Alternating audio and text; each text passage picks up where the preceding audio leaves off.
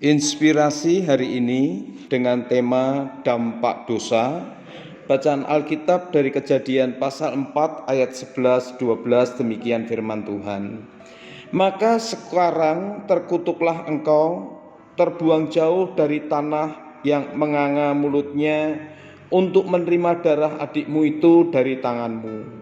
Apabila engkau mengusahakan tanah itu, maka tanah itu tidak akan memberikan hasil sepenuhnya lagi kepadamu.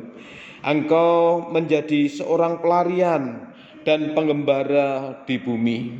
Bapak Ibu Saudara sekalian, memang Yesus datang untuk menebus dosa manusia. Tetapi jangan lupa setiap pelanggaran itu ada dampak yang begitu luar biasa. Kalau kita lihat di dalam kitab Kejadian, mungkin kita berpikir, Allah, saya berbuat dosa saja, saya masih bisa melayani, saya masih bisa lakukan ini dan itu. Jangan lupa Bapak Ibu Saudara sekalian, waktu Adam dan Hawa jatuh dalam dosa, dia masih bisa mendengar langkah Tuhan di Taman Eden. Bahkan waktu Tuhan memanggil Adam, masih bisa mendengar suara Tuhan, bahkan masih bisa berdialog dengan Tuhan. Namun demikian Bapak Ibu Saudara, justru karena dosa itulah, maka kemudian karena Adam tidak ada pertobatan di dalamnya, tanah yang ditempatkan di mana Tuhan tempatkan Adam dikutuk oleh Tuhan. Dan peristiwa itu tidak cuma terjadi pada zaman Adam saja, juga terjadi pada zaman Kain dan Habil. Waktu Kain membunuh adiknya Habil, Kain masih bisa berdialog dengan Tuhan.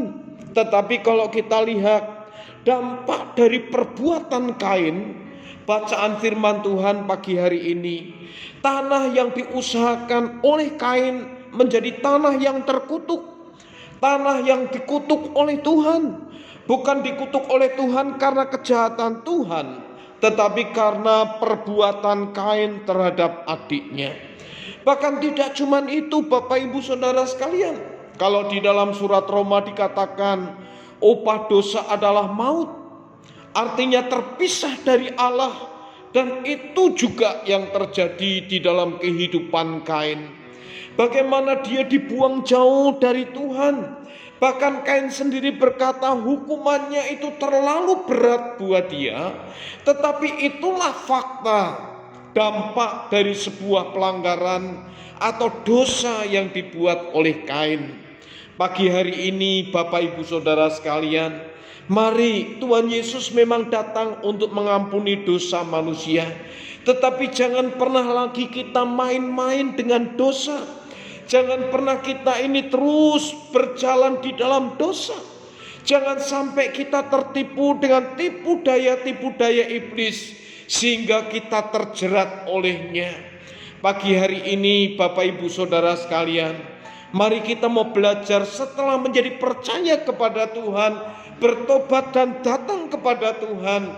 Mari kita mau belajar hidup di dalam pertobatan, sehingga setiap hari, setiap saat kita boleh mengalami yang namanya tidak saja kehidupan rohani yang dipulihkan oleh Tuhan, tetapi juga kehidupan sosial kita, kehidupan manusia kita boleh terus diperbaharui dari kesehari demi kesehari untuk menjadi serupa dan segambar dengan Khalik kita, dengan Pencipta kita.